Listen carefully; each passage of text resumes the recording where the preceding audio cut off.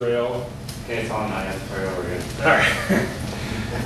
And like Saul, who was the king before him, David was chosen to be king directly by God.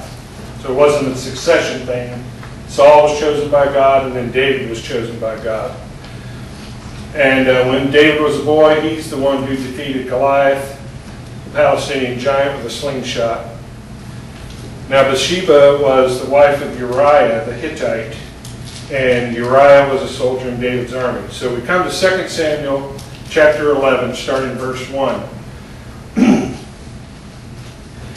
In the spring of the year, when kings normally go out to war, David sent Jacob and the Israelite army to fight the Ammonites.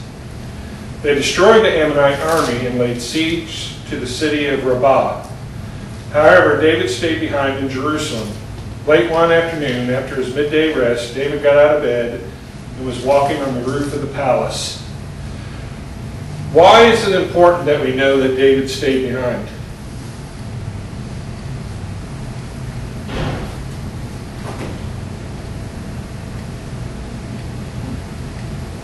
It wouldn't have happened if he hadn't stayed behind. Yeah, certainly, right.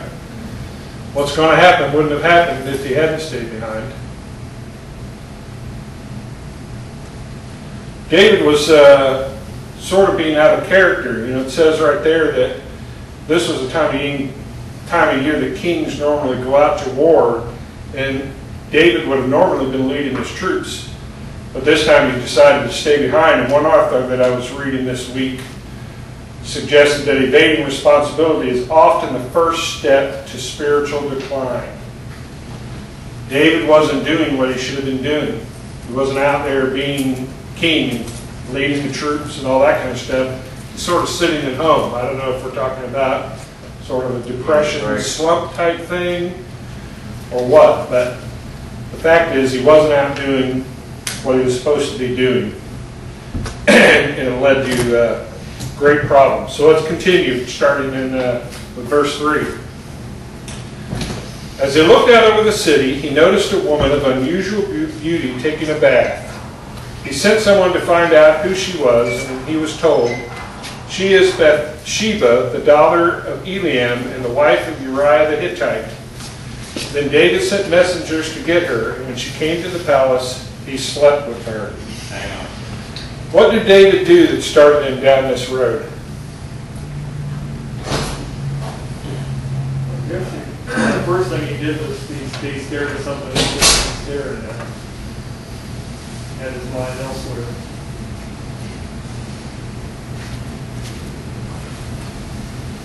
So the implication here is it wasn't just a casual glance.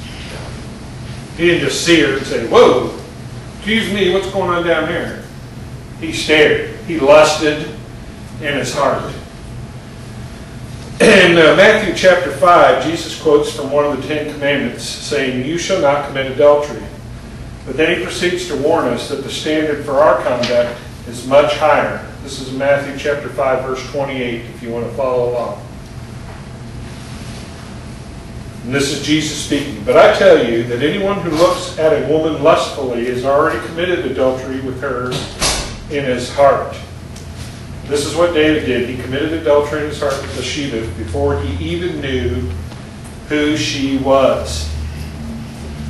So Jesus, he doesn't really raise the standard, but he tells us what the standard was. He tells us that when God says, "Do not commit adultery," he meant starting way back in your heart.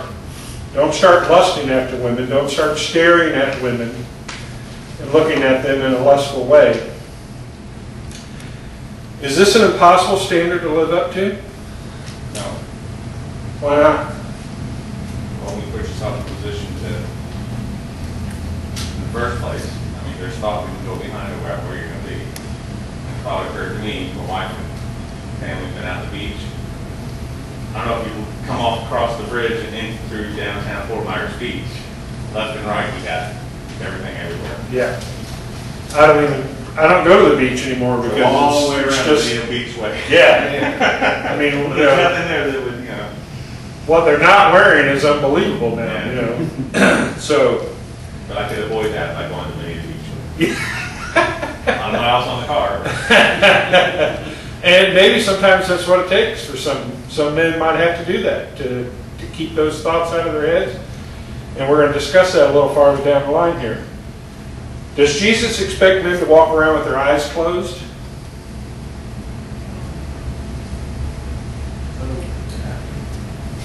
Not with your eyes closed, with your mind closed. With your mind closed up, good point. Closed off to what? Lust. Lust? Evil thoughts. Evil thoughts? What? Somebody said? Temptation. Temptation. You know, we live in a society where, sex sells. I mean, I'm always amazed at these advertisements. There's one out now for Kane's Furniture. And they got a blonde sitting in a red dress on the couch, and very provocatively, I said to my wife, what does she have to do with buying furniture, Apparently when you buy that couch. Well, I mean, they probably sell a lot more if that is true. We live in a society that is literally saturated with sexual images and all that kind of stuff. So as men, we really have to learn how to control ourselves and not allow that to over-influence us. And unfortunately, a lot of men aren't doing that. And it's even worse than that, it seems to me, that now a lot of women, if you read the statistics on pornography, a lot more women are starting to view pornography now. It's becoming epidemic amongst women also. So, we now have a society where both sides are now looking at the opposite sex as nothing but objects. Because that's all pornography does. It just reduces a person down to an object, a thing. In an online article titled, When Does a Look Become Lust?, the author provides us with 3 guidelines to help us avoid crossing the line between looking and lusting. The first one is looking becomes lust when we stare, which Kevin already pointed out. David was staring at Bathsheba. Intuitively, we know that there is some difference between looking at someone and staring at them. It's one thing to look at or notice someone. It's another to intentionally watch them, to visually feast on them. I thought that was a great statement, because that's what happens. People visually feast. And since we're going to talk about men, then men visually feast on women. Some men, they look at every woman as a side of beef or something. They don't look at them as real people. I don't know how many women tell me, it's so refreshing to have a man talk to me and look in my eyes. And I'll be real honest with you, I've spent many, many years, ever since I was married, working very hard to make sure I look at women as a sister or a daughter and not as a thing. That's the way I look at women. That's someone's daughter. What if that was my daughter? What I want, I wouldn't want any man to be looking at her like that, so I shouldn't be looking at her like that. That's somebody's daughter, or that's somebody's sister. And that's how I've tried to control my inner thoughts and feelings, and to keep myself from passing over and just staring at women as objects. So that was a good one. I thought that was a very good statement that he made there. Visually feast on them. Number 2, looking becomes lustful when we fantasize. Sometimes we do this while we stare. We build a fantasy in our minds about the person we are staring at. We imagine talking to this person, starting a relationship with this person, or doing something sexual with this person. In the latter instance, we are did that wrong.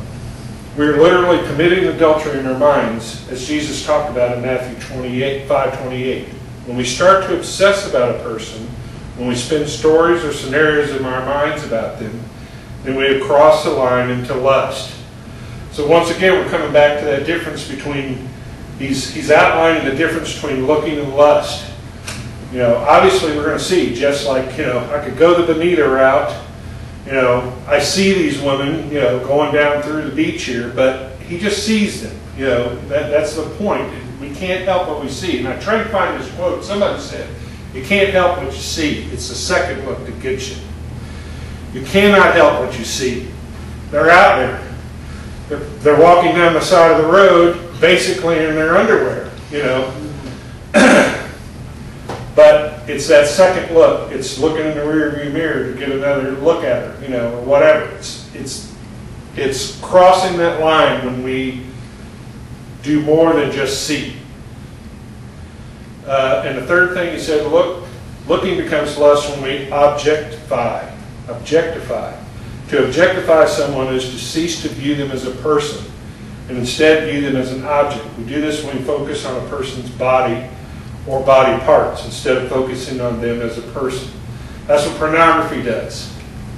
Pornography reduces women to body parts. It's very interesting now. I've read several articles on this. They're starting to tie impotency to pornography. And they say one of the reasons why there's so many impotent men nowadays, the research is out there now, is because so many men look at pornography, they can no longer function normally with a real live human being because they have become so overstimulated that they got to now have an artificial means. Does that everybody know? Some people have health problems, whatever it is. They're not saying everybody. They're just saying, why is there such a propensity for it now when there wasn't in the past? This is a new phenomenon. And they're starting to tie it to pornography, and that men become so hyperstimulated that they can no longer function normally after years and years and years of viewing pornography. So the real question is, we know what the problems are as men. We already know what the problems are. How do we protect ourselves? What should our response be when confronted by sexual temptation? If you turn to 2 Timothy chapter 2, we're going to be there, and then we're going to jump to Genesis. But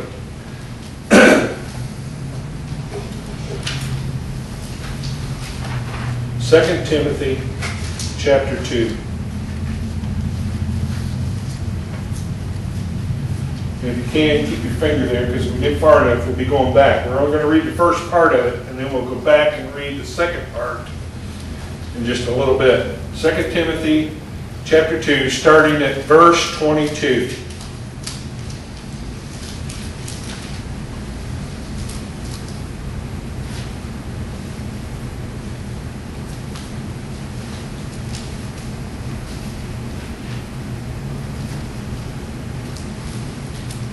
Second Timothy 2, verse 22.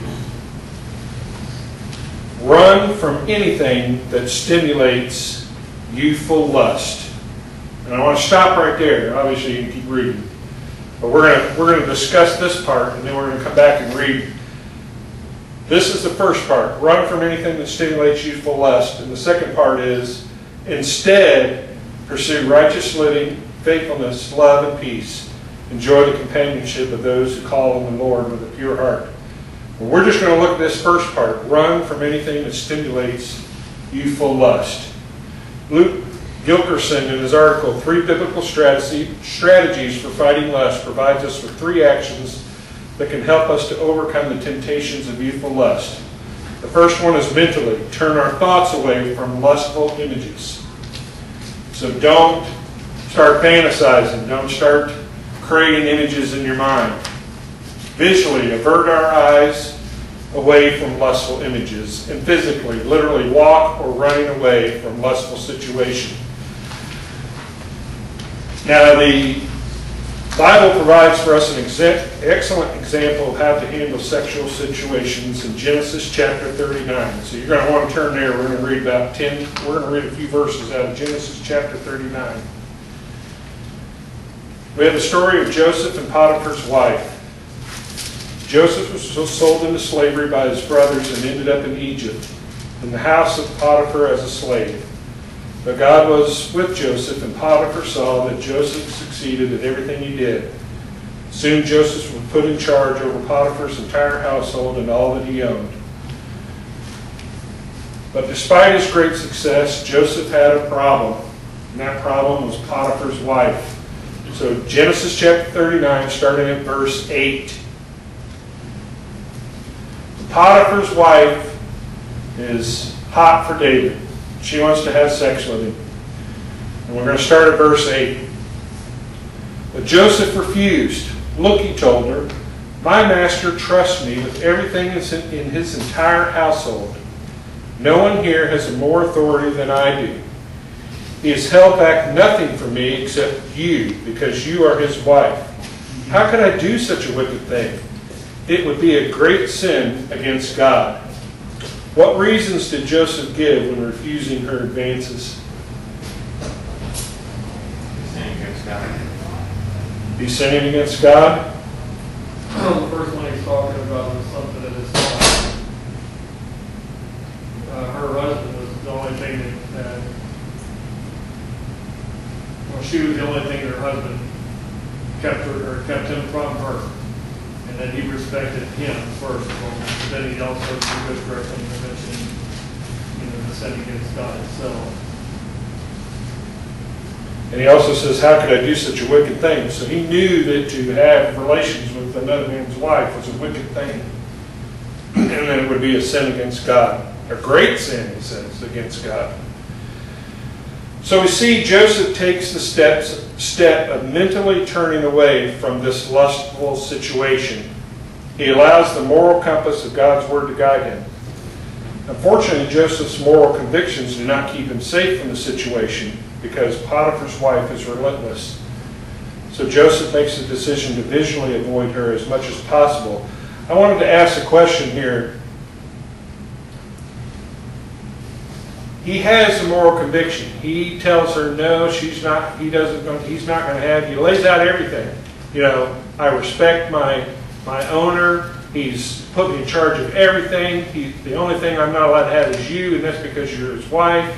It would be a great, terrible thing, wicked thing if I did this, and it would be a sin against God if I did this. He lays out all the reasons for why I shouldn't do it.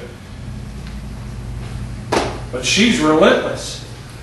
So we cannot just stand on our moral convictions, because sometimes this stuff keeps coming after us. So we have to be willing to take more steps and just say, no, I don't want to do this, and here's why, because they might not care. In this instance, what I like about this story is it's not Joseph lusting, it's lusting coming after him. It's something coming after him. He's showing us how to defend ourselves against that. Because in this world, the world we live in today, it's a free-for-all as far as it goes. Because no longer are there taboos against women coming after men.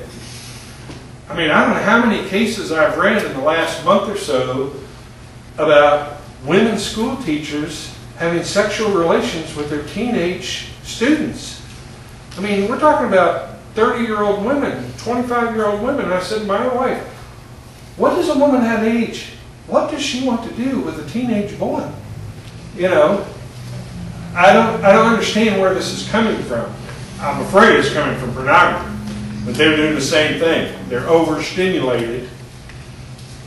They're not getting provided, and here's an easy access. Boys with their hopped up hormones. I don't know. Well, that could also be the reverse too, because the boys, what we were talking about earlier, the youth, are now they have more availability to pornography on the internet and other things. It could have been a case where the teen is actually pursuing the teacher. And the teacher is giving in to it, and not to give that excuse on her behalf, but it could be that same. It could be. That's right. Yeah. So that's what I like about this here, is because it lays out for us ways to help protect ourselves. And here's Joseph. Joseph uses the mental the first time. He explains to his temptress, hey, I can't do this. But that's not enough. She doesn't care. She does not care. She's after him anyway. Verse 10, 11, and 12. She kept putting pressure on Joseph day after day, but he refused to sleep with her, and he kept out of her way as much as possible. So that's the visual. I'm calling this the visual.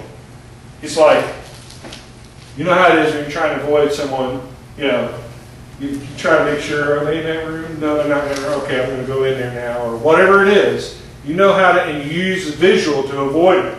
He knows what her routine is. Okay, she's usually here at this time, so I'll go around this way. I'll go through Bonita instead of going right through downtown Fort Myers Beach, because that way that's right, that way I don't have to see her and she can't say something to me. And I think women might understand this a lot more, because that's how predators get girls. They trap them, they pursue them and pursue them. They're relentless. They will not stay away from them. And girls have to learn how to, oh, is Uncle so-and-so? Oh, okay, he's over there. I'm going over here. To protect themselves. So he's using that visual by avoiding her.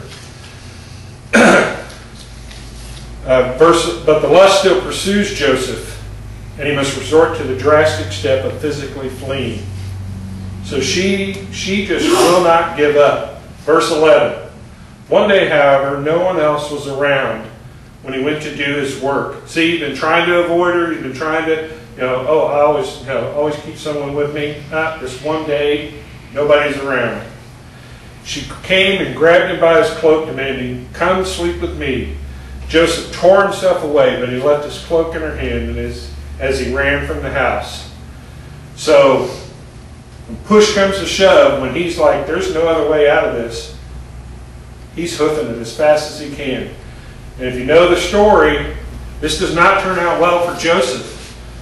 Because what Potiphar's wife does when she realizes, I'm standing there holding this cloak, how am I going to explain that? She cries rape. And Joseph gets end up being thrown in prison. So he's done all the right things. He's tried to avoid, he's used the mental, the visual, he's physically run away, and yet he still ends up in prison. So this is not a story of, oh, everything will come out rosy and all that kind of stuff. He got wrongly punished. Potiphar found out and threw him in jail. So the lesson is you've got to do right, no matter what the circumstances, especially when it comes to sexual temptation. Even if you're falsely accused, even if you're found guilty, even if you're thrown in prison, you didn't do it. God knows you didn't do it. And if you keep reading about Joseph, God didn't forget Joseph in prison. And once again, eventually Joseph rises to be second to none but Pharaoh in all of Egypt. It's only because I'm working on this one for a study that there's something in this part of it. In what he did, and because we're in the position of Potiphar and the accusations that were made against Joseph, had he been accused and sent to prison, it would actually have been a beheading, or he would have been crucified somehow because of the position that he held. But, and through some of the things that I read, Potiphar, they believe that Potiphar didn't actually believe his wife. This is why he wasn't actually killed, but that Joseph was put into prison only because he felt that Potiphar knew something about his wife in this particular incident. But yet he had to do something against Joseph because of an act against his wife. I just, sorry. Oh, that's right. Throw that one in. That's good. Yeah. So Joseph was left with no other recourse than to physically run. How does this apply to us today? And I'll just keep going. Are there people that we might need to physically avoid?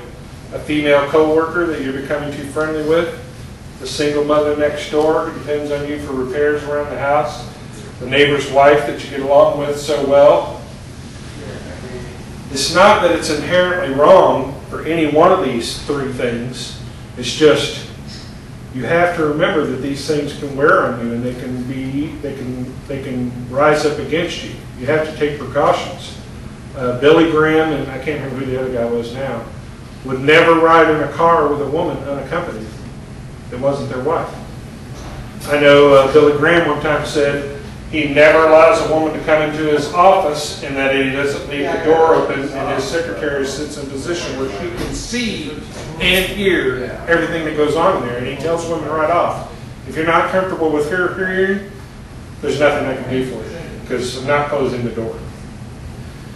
You have to set some standards in your personal life.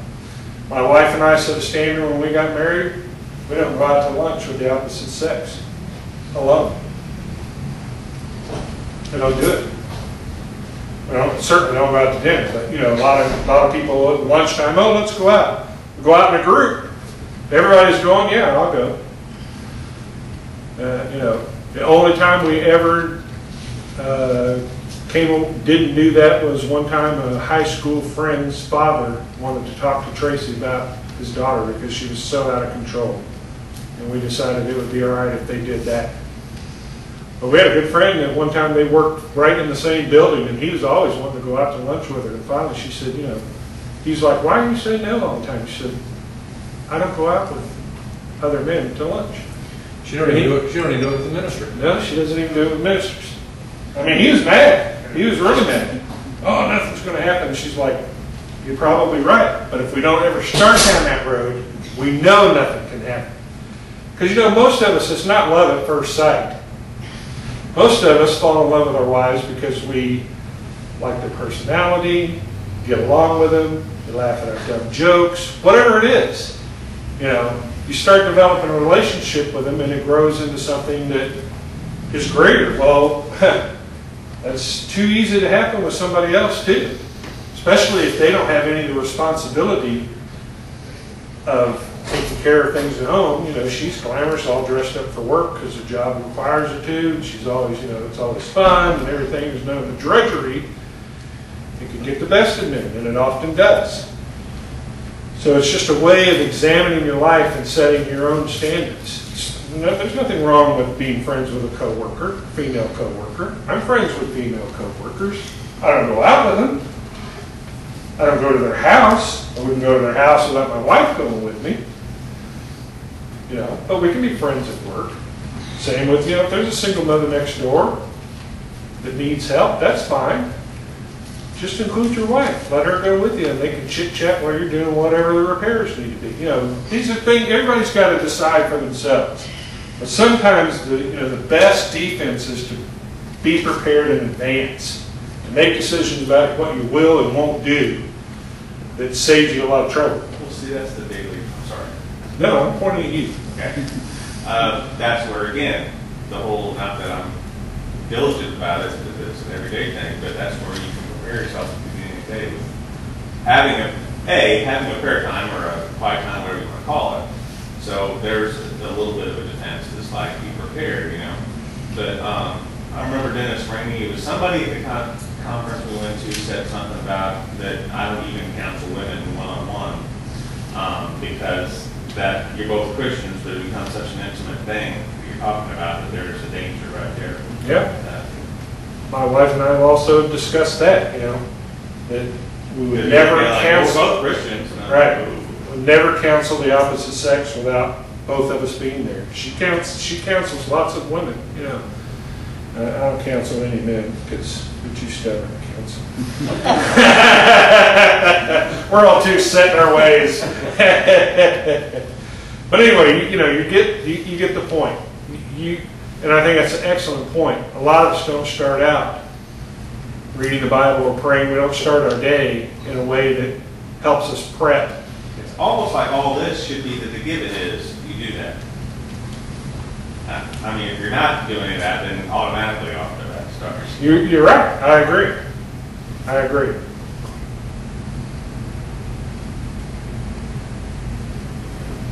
But like you said, even though you're well-intentioned plans, you don't want to place yourself into a matter of temptation or something that could get you there.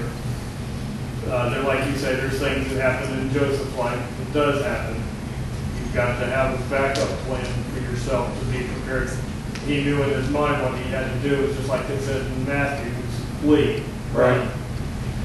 That's the beauty of the story of Joseph. You know, he stuck to his guns even when it meant he had to flee. You know, we've just got to, you've got to get in your mind that you're willing to do the same thing. You know, if some woman's after you, if you have to, you might just have to flee. You might have to quit your job. You might have to, whatever it is, that's a decision we all have to make. But, you know. Just run. Just like that movie, Forrest Gump. Run, Forrest, run. All the way across the country. How hard you got to run, you got to keep running. Yeah, I agree. Yeah, I actually know a guy that actually quit his job because of a girl at work. And she quit 2 weeks later, and then a month later he was back. Good for him. Lucky for him, the company took him back. But he just said, "Hey, I cannot work in the same building with this girl." Wow. We had a relationship, and he said, "I think the only reason she's here is to get at me, and I don't want to have anything to do with her." See you, Christian. No, he was not. Wow. So,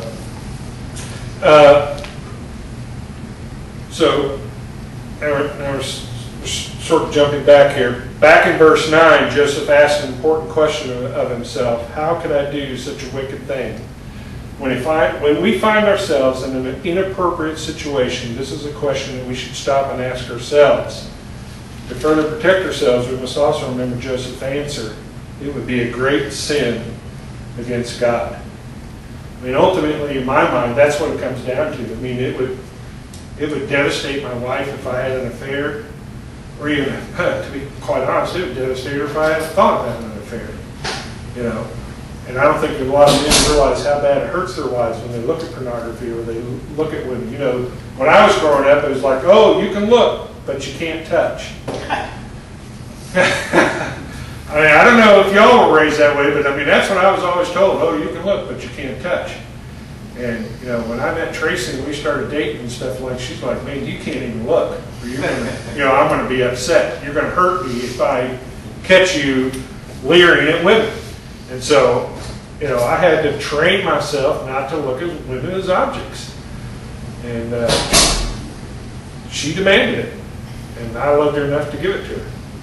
And sometimes I think and just using that as an example, she tells me of all the women that tell her how badly they're hurt because their husbands look at pornography or make crude comments about women that are sexual in nature, and they know that they're looking at them in that way. So we're hurting our wives. We're fooling ourselves. If they just laugh or they don't say anything, we're hurt. So the question, we're back to 2 Timothy 22. 2 Timothy 2:22. So how do we avoid these situations in the first place? And he says here to Timothy, instead, back over here it says, run from anything that stimulates youthful lust. So as the point he's making here by saying instead is, instead of always running from stuff and getting yourself in a situation where you got to run, instead, do these things and you won't ever get to that position, hopefully. Well, it's like saying have a good offensive, don't always be on the defense. Right. And it's what you were saying also, have a prayer time, have a Bible time to start out your day, a quiet time with God to start out your day so that you get started on the right foot. So what does it say? It says, instead, pursue righteous living, faithfulness, love, and peace. Enjoy the companionship of those who call on the Lord with pure hearts. So what is righteous living? The Amplified Bible defines righteous living as all that is virtuous and good, right living, conformity to the will of God in thought, word, and deed. That's pretty all-encompassing. Thought, word, and deed. We're to follow God in every aspect of our life. We cannot compartmentalize God. He will not allow us to compartmentalize. He will not be held into a compartment. We might think we're putting him in a box, but he's not climbing in the box. Actually, what we're really doing is we're putting ourselves in the box. Where's that from? What verse? It's from the Amplified Bible, which just says more. It adds more to further define. It's chapter 2 Timothy 2:22. So it's still, okay, the same verse. Okay. Right, when it says, the New Living Translation says, pursue righteous living, the Amplified Bible is just expounding on that. The next thing is faithfulness that we're supposed to pursue. And I think it's interesting that the word pursue is used there. It's not just You know, we all know, you know, when you're chasing after something, we're supposed to be chasing after these things. Not just thinking about it, you know, oh, maybe I should do this, maybe I should do, we should be actively pursuing these things. Deuteronomy chapter 5. Talking about faithfulness. Deuteronomy chapter 5. Starting at verse 32. Therefore you shall be careful to do as the Lord your God has commanded you. You shall not turn aside to the right hand or to the left. You shall walk in all the ways which the Lord your God has commanded you, that you may live and that it may be well with you, and that you may prolong your days in the land which you shall possess. So what is he saying there? How is he defining faithfulness there? Not diverting back to the Lord told them. I couldn't hear him. So. Not diverting from the track that the Lord said to go down.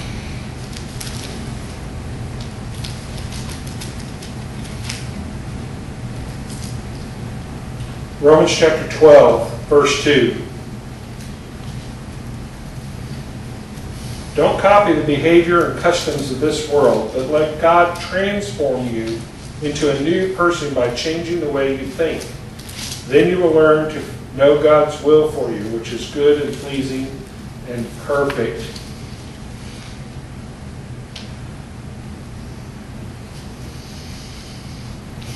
I think the key words there is God transform you into a new person by changing the way you think.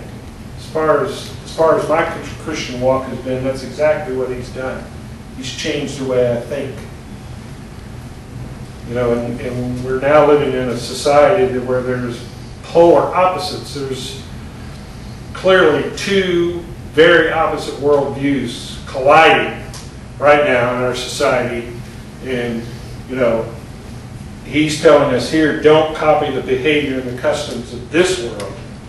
So we have the world's view of things and we have God's view of things, and they are really bashing heads in our society right now. You know, and sometimes, honestly, it feels like we're losing. There's a sermon I heard before where this pastor used the analogy that you would not go to somebody's window and stare in to see something that a couple is doing. And he uses the movie Titanic. And I don't know, there were some scenes like that that's in there. I haven't seen the movie, but he says, you wouldn't go into somebody's house and stare in their window to see them in passionate so on and so on. But yet when people go to the movies and they watch something like this is what you're doing. Mm-hmm. And this is where the world is, like we're being conformed to the world. We watch something on TV, a sitcom, and we laugh at the infidelity that's taking place and consider it humorous, but not thinking about, you know, hey, you're making yourself becoming part of the world by agreeing to this through the laughter. You have to examine yourself there. That's the way I read that, see that same verse there. 12 is that you're conforming to the world. And I think it's interesting too here in Romans 12 verse 2, you know, he's talking about transforming us into a new person by changing the way we think. And then he says, then you will learn to know God's will for you. So there has to be, you know, he's saying you're not going to know what the will of God is for you, why he put you here, until you allow him to transform you and make you a new person and change the way you think. Because does God see the world the way we see the world? And a little later we're going to get into some of that, because we're going to be talking about love. And love, we don't see love the same way God sees love. But anyway, it's sort of a, to me that word then, and what does somebody else's version say there? In Romans 12:2. What point? Then you learn to know God's will for you. Second sentence. That you may prove what the will of God is. And like King James says, you may prove what is good and acceptable. What's the New King James say? Are you back in room? Basically the same. Oh, you got a New King James? Yeah, that's the New King James. Oh, okay. And the New King James.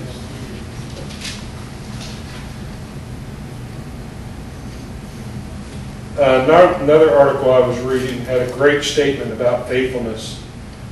Without faithfulness to God, there can be no Christian life. Christianity is based first on faith that God is, and then that through Christ Jesus we can be forgiven and are saved. Our faithfulness is a commitment to adhere to the one God who is true and supreme and to keep His commandments. I thought that was a fantastic way to lay out what faithfulness is. You know, there's a lot of people who call themselves Christians who wouldn't agree with anything in that statement, because it's not about being forgiven. It's not about being a sinner. It's not about following God. It's about God's love, and He loves me, and He accepts me exactly the way I am. But that's only true to a point. He expects us to change. He tells us that up here, and this up here. He expects us to change. But we're now living in a society that being a Christian doesn't mean you have to change anything. You can continue to live exactly the way you are, and God is going to save you, and you're going to go live eternally with Him, regardless of how you live. I'm doing a bad thing, but God loves me anyway. God does love us anyway when we do bad things, but He might not let us into eternal life with Him. You know, there's a story of the sheep and the goats. And if you read that story of the sheep and the goats, when they're separated, and the one side is told to go in and receive their rest, and they say, you know, when did we see you? When did we care for you? You know, and He tells them, you know, when you saw me sick, when you saw me in prison, and all these kind of things. And they went into everlasting life. And when He tells the others, you depart from me. And they're like, wait a minute, why? You know, we didn't see you sick. We didn't see, if we had, we would have done something about it. And He says, you didn't do it to the least of these. If you didn't do these things, you did it. It's like not doing it to me. They thought they were good to go because they were trusting in Jesus. But they hadn't changed. They hadn't allowed Him to transform them into a new person by changing the way they think. And the last things He says to them, it's got to be the most terrifying word that can be said. Depart from me, you who practice lawlessness. Every time I read that, I just shudder. Yeah, exactly. It's just terrifying, you know.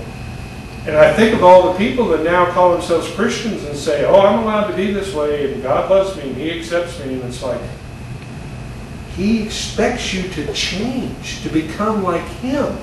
The process starts now, not when you get there, now. We're living everlasting life now. We're new creatures. So anyway, faithfulness is very, very demanding thing. It says it right in here. It's about a commitment to adhere to the one God who is true and supreme and to keep His commandments. It's about a commitment. And I think we'll stop right there because it's already after 10. And we'll start the next time with love. And I want to go through every one of these verses. I know there's 10 of them here, but they are great verses. And these really, in my mind, really give us a great overview of God's perspective of what love is. And it's very important for us to understand that so that we can resist sexual temptation. Because we're being taught that sex is love. And that's not what love is. And this gives us a great, and I don't want to rush through it. We're late and I don't want to rush through it. I'd rather wait till next time. It's a good stopping point. And then we'll start with love and then we'll get finished up. Well, actually we may not even make it past love. There's 10 of them there. That could take our whole hour. So, any comments, any statements? Yeah, Bill?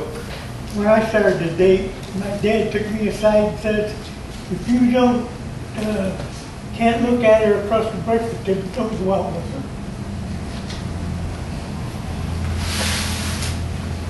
My best friends in high school both had to get married. And he was telling me that that's what happened to me if I got a girl pregnant.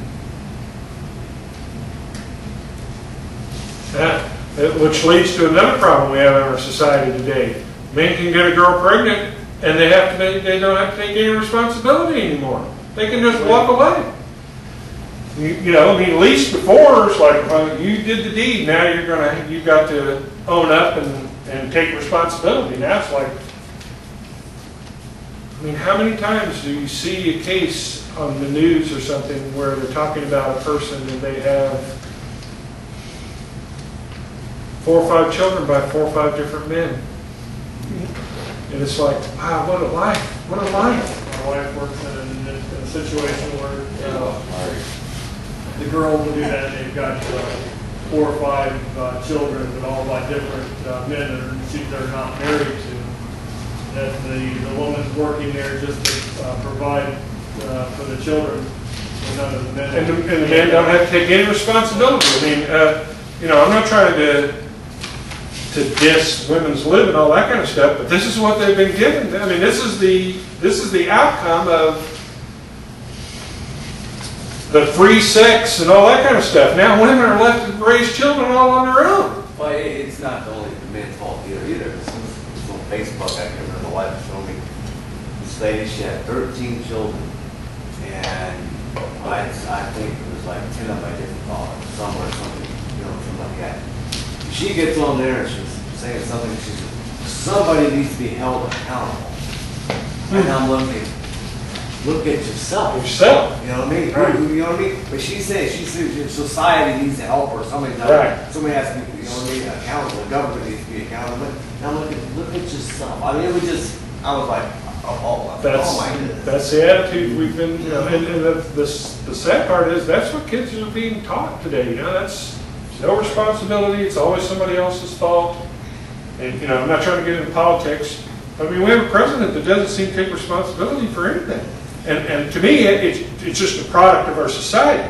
He's just mirroring the same thing. Oh, it's not my fault. It's this fault or that fault, or they didn't tell me good enough, or whatever it is. We're never taking responsibility. We're never holding ourselves accountable. And we fool ourselves into believing that God won't hold us accountable too.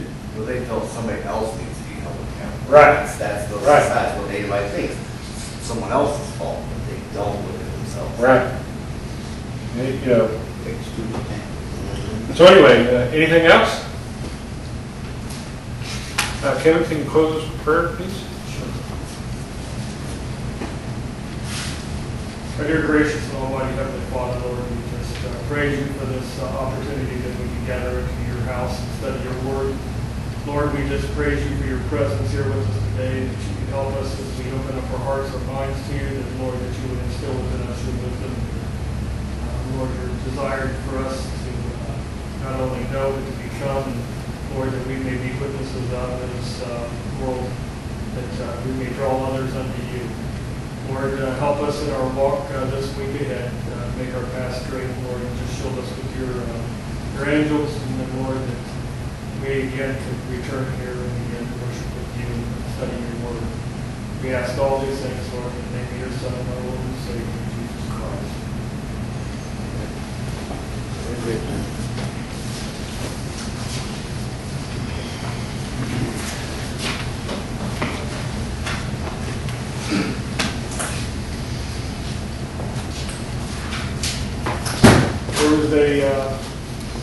I'm going to turn off that camera. a little story I go through to try to find something to open up. Right.